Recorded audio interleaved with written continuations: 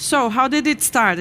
I had a play in Berlin, and I had two performers with like dark skin tones, and one performer that was like a white German woman, and I basically struggled in every cue. Every scene was not working.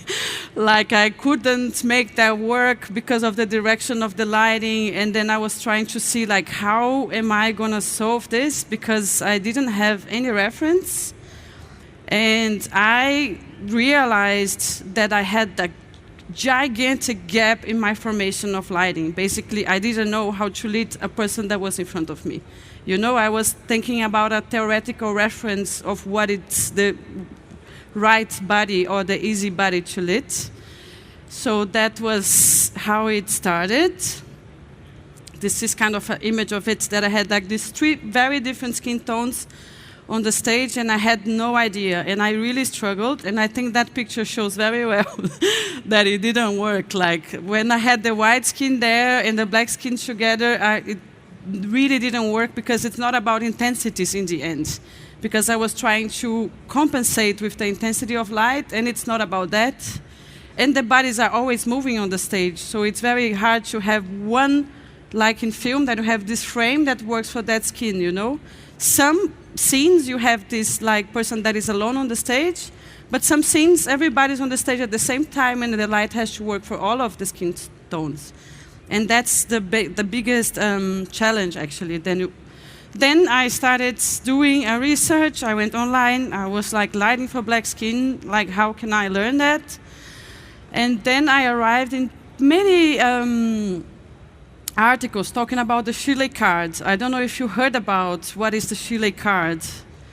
So Kodak in the end of 50s, they just, it got very popular to develop pictures at home, and people started having their cameras and having their, everybody could take a picture and everybody could develop them in a shop nearby. And this developing of the picture had a calibration card, that is the Shirley card, that was like, when you are calibrating the machine, this is the reference, and that's Shirley. And we had people of color, BIPOC people, being misrepresented in their own pictures of family for 40 years, 50 years. And then there was a kind of a discussion about it, and there was a moment in which they said they were asked to have some diversity, and then the Shirley card just had like more white women and as a reference. So the reference was still completely based on whiteness. And at a certain point, the wood and chocolate industry said, guys, you have to represent brown better. And then Kodak said, maybe for selling chocolate we could do that, you know? So in the 90s, it got better, and we had more references of Shirley. And why am I bringing that story? Because when I think about technical knowledge and technical background, you don't think that it's political, you know? You have color, you have a spectrum, and you represent better all the spectrums, and the machines are going to do the job. But in the end, who is building the machines has a reference. We always have a reference. And the reference is always the white body and the white skin. And what I am questioning with this research in general is that there is no universal being. There is no universal skin. There is no universal solution. So I'm very happy that you are interested on what I'm talking. And at the same time, I am not giving you an answer, because there is no universal solution for any kind of skin. So what I'm presenting here is more a methodology of how I bring that to the rehearsal room and how I bring that to the backstage and to the stage. Then, because I had I reached these articles about the history of photography and the racism in the photography industry, I ended up having a lot of references of photography and of TV series in which they were thinking about that this discussion was alive, and this discussion was in the industry. So I came to the film Moonlight. I don't know if you also saw it. And this Insecure also, it was from Netflix, I guess. And then I remember watching it, and I was like, okay, so these people, they got it. They are doing illumination, like lighting for black skin very well. What are they doing? And then there was a pattern of things that was happening there that I thought I could somehow follow, or at least try. And there would be very often one color from one side and another color from the other side. Very often. Of course, there are scenes that are like white light and just like a background, but like it was very often that the use of color was being explored in a way richer way. And I thought there was also like an interesting approach to it. Okay, so for black skin, maybe using colors is the solution in avoiding this homogeneous front white light that we have. Again, we have as a reference what always works. No? Yes, then I was on the backstage, and then I was in this play, and I had 10 black women on the stage with different skin tones, different lives, different stories, different costumes. And I tried, it was the first time that I could try the colors, like coming from different directions. And it kind of worked, and I was very happy about it, in a sense that I made an experiment on the stage, and it worked. Like, you couldn't see a hierarchy of who it was better shown or better presented on the stage. So this research that I'm bringing here is also very practical. It's really from like my day-to-day life, and I tested on the stage, and like it works somehow for my repertoire. No? And then when I brought to the stage, the solution of the colors worked. And then in this research, going from very technical understanding of cameras and, I don't know, makeup, it was a very broad research. I arrived into the research of someone called Dodge Leal, that is like a Brazilian researcher and teacher in the university. And she says something that for me was very important, because she said, we don't need to change the technology. The technology of good rendering of black skin is there. What we have to change is to understand that that body has a topography on itself. Like, that body has a history, that body is saying things, and we cannot flatten diversity in one topic. Like, we need the topography there. We need like the texture of things. So it's not about a new technology, but a new approach to it, that you understand that that person in front on the stage changes the light.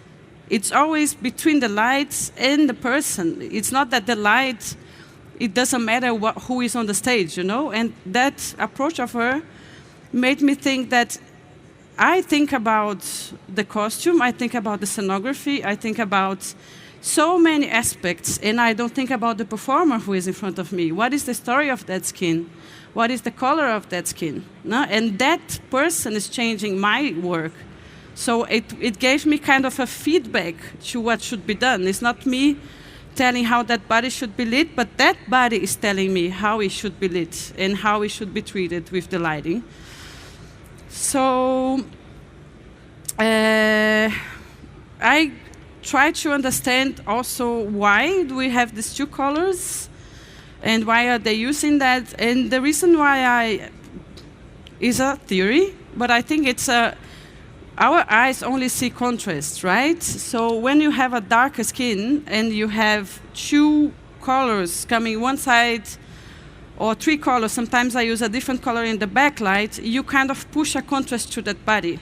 So if you want to talk about color rendering, the color rendering is not good, it's colorful light. You know, it's not about how faithful the color of that skin is, but it's about how alive this body is shown and how that body is taken out of the background.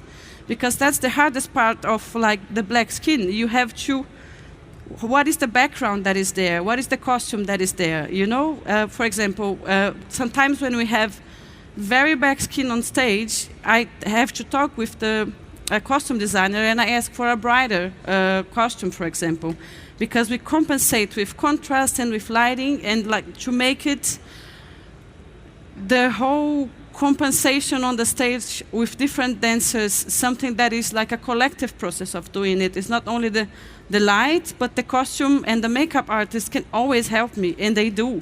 So it makes it understanding that we, as a backstage team and the person that is on the stage, we are together on the same kind of boat. And it changes the rehearsal process, and it brings more tests to the rehearsal room also. So why sidelights? I think we are in a backstage environment, so I think everybody understands that dance has sidelights as something that is kind of the default solution. And when I was looking into the film industry, they also have this default solution that is the three-point lighting. So I tried to mash up them and to bring a technical solution that would bring the photography reference and the dance default lighting as well. So to have the lighting always from the sides because of the volume of the body and also the texture of the skin. Because bringing texture to the skin makes it stronger. You know, you don't want to flatten it, but you want to have more texture, and the hair have more texture, the body and like the arms, the whole shape of it has more texture than with the front light. So then it became one parameter that is always there. White balance. I don't know if you are you work with photography in general, but like there was an experiment. I was in a theater and I wanted to register it. The pictures are a method of registering it, and I was okay. But if we do the white balance for the tungsten light, then it's gonna look white, and the tungsten is not white. No, it's yellowish. So we made a white balance that was based on what we were seeing, so you could see the color of the filters and the colors that we are using really in their difference. So we had one like camera setting that wouldn't be changed through the whole process, in a sense that you could actually compare the colors. We tried to keep those parameters kind of fixed, and that the colors could be compared by their own without any interference of the camera itself.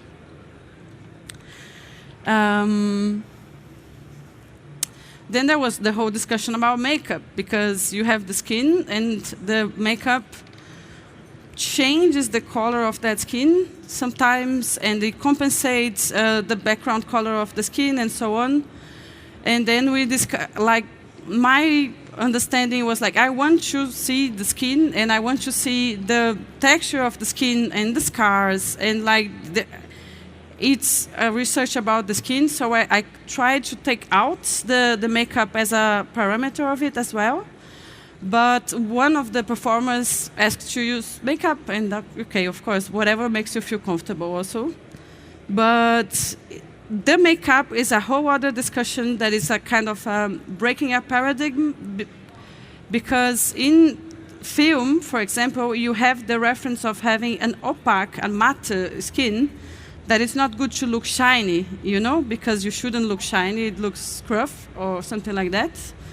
And there was always the reference, but in this photography that is looking at the black skin and the darker skin tones, they do the opposites. They use the makeup that gives kind of an oily texture to it, because that oily texture reflects the light better. So it's also another another understanding of what is the makeup there for, no? Because it's the opposite use for black skin or white skin. And then I started seeing in the films there was very often that there were these colorful lights and very dark colors, but always kind of an oil or shine on the skin. And on the stage, I work mainly with dance, so I also saw, it's funny to it became a joke inside, like the backstage, because the dancers that they are more sweaty, the light looks better on them. And then I had a dancer saying, "Oh my God, I'm going to put makeup because I don't sweat." So I think it's funny for me to see that also this discussion is arriving to the performance itself, and that they are looking how their skin looks like on the stage, and the sweat and how that changes everything. And then I came with the experiment itself. I asked them to wear black clothes so the white wouldn't reflect the light itself. It's kind of annulating the clothes as something that had any kind of meaning. And first of all, I tested with the 201, that is the basic white light, to see how it would work.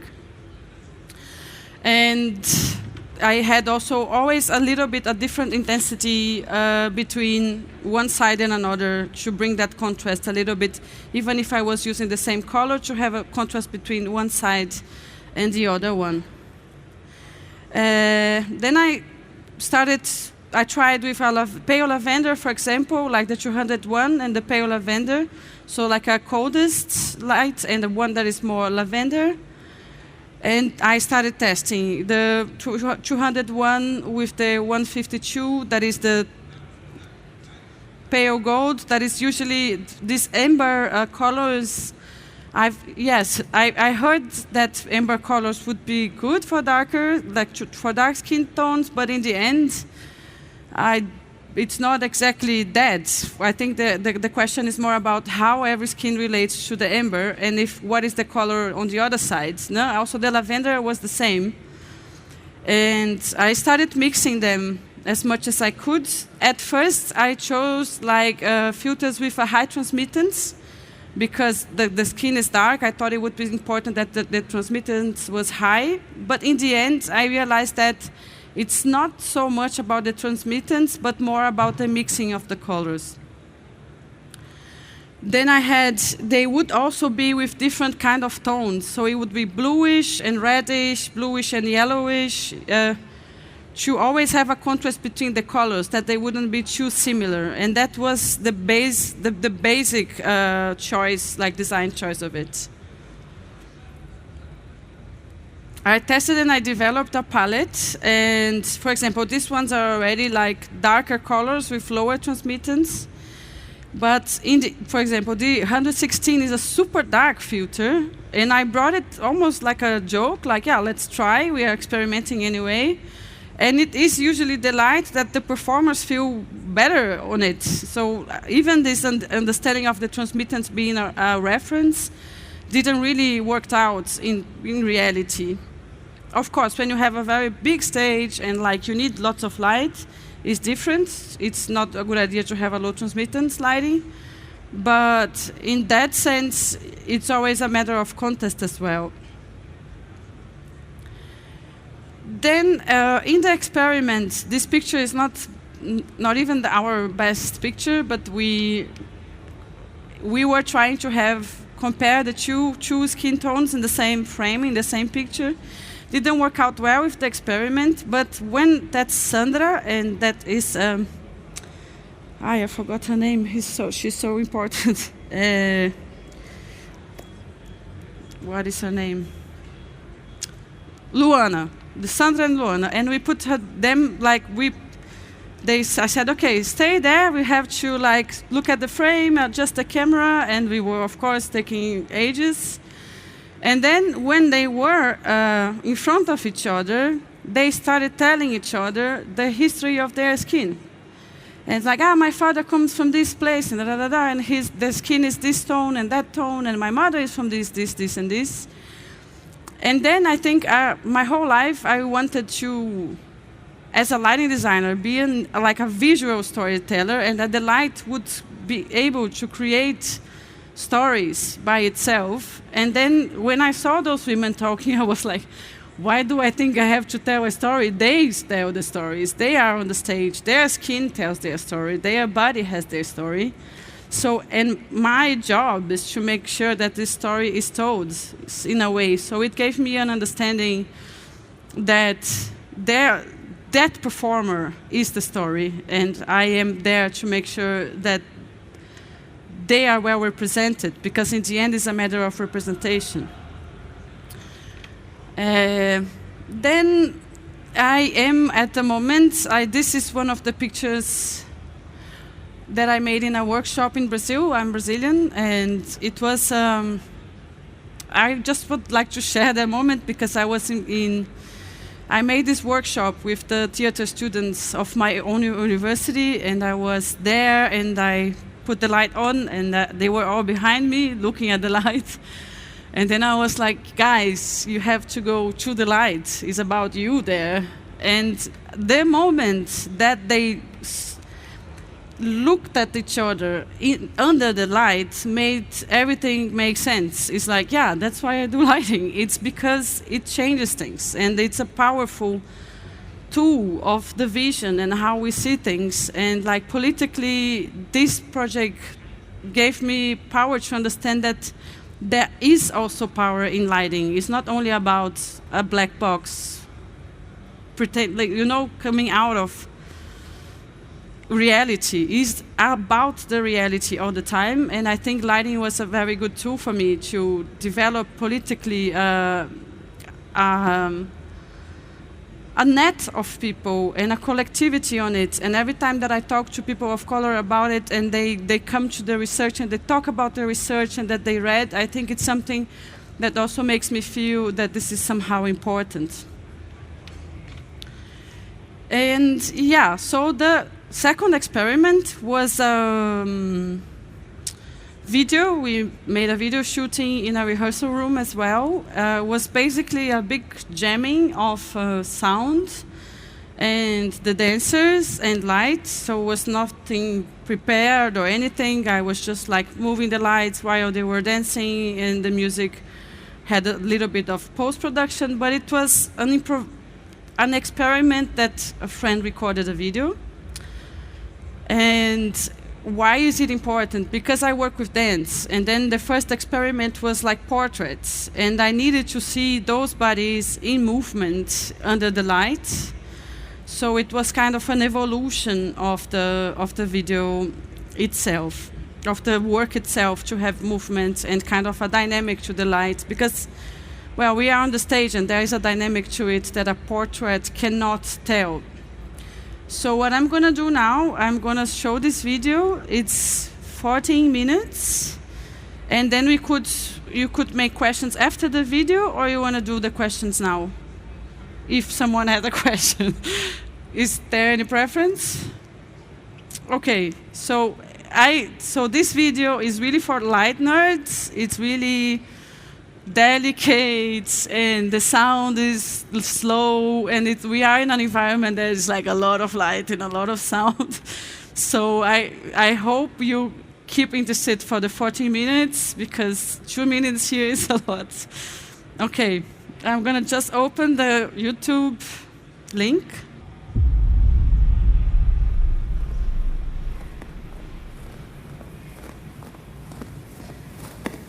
I will sit there with you.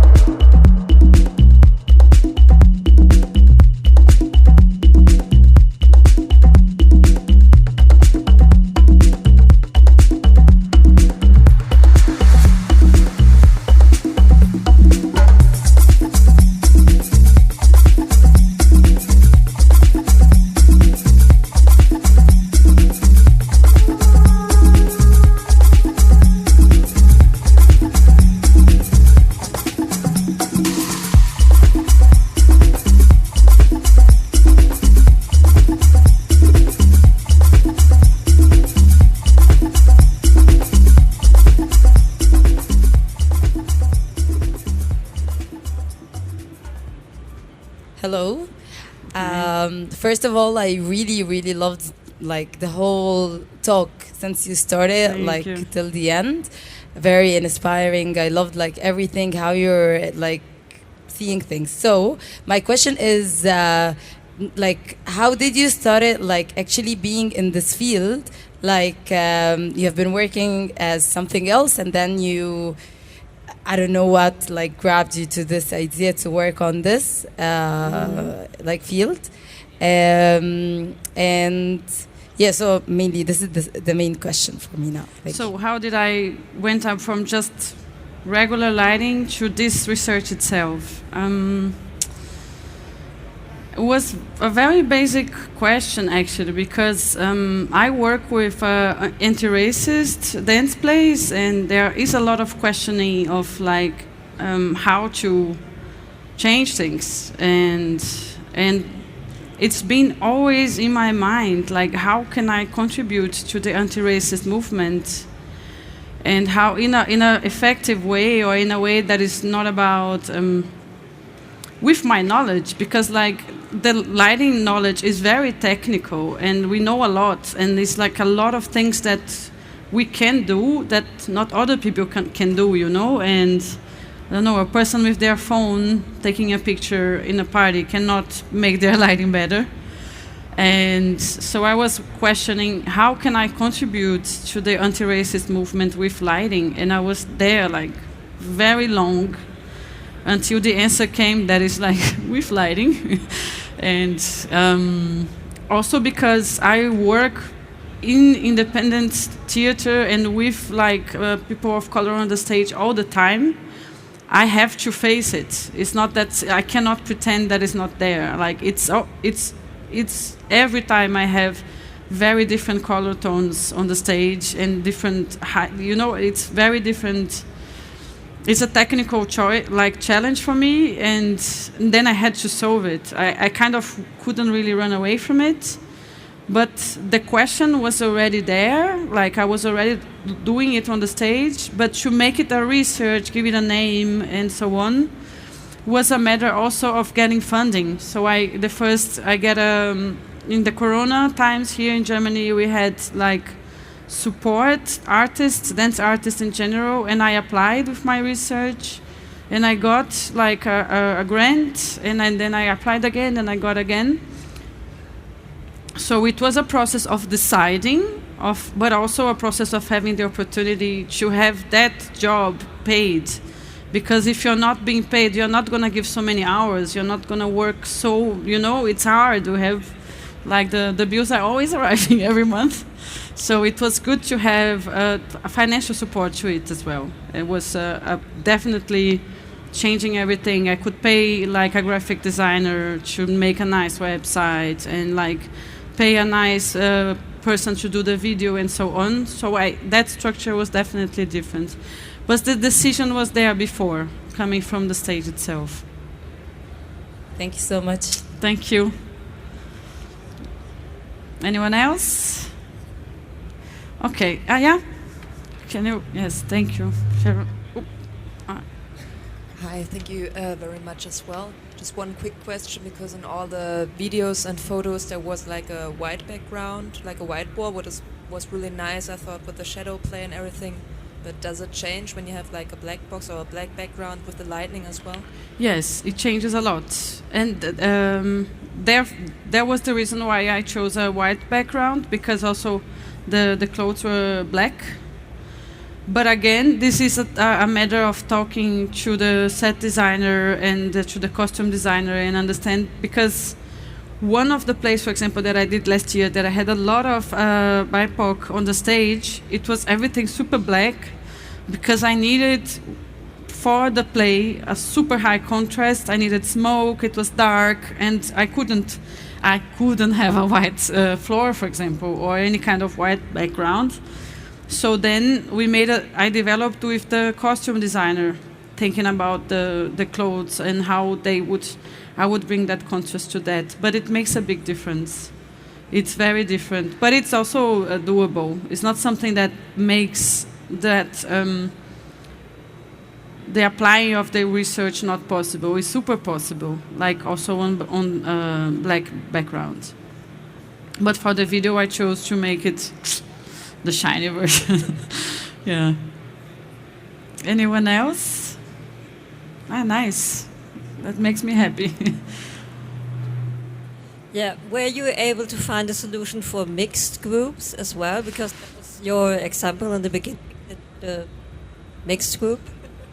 Yes, I had, in one of these plays that I did this year, I had Ruben, that is really very dark skin.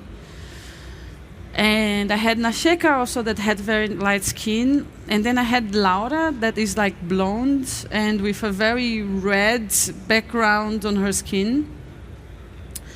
In the beginning of the play, I'm going to describe the play because it makes sense. Like, they were in separate kind of stations.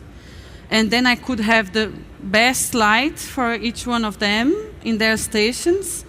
But then there's a moment that they are not in the stations anymore. And like the stage is open, I have a general. And then I decided that the light that would work better is the light of Ruben.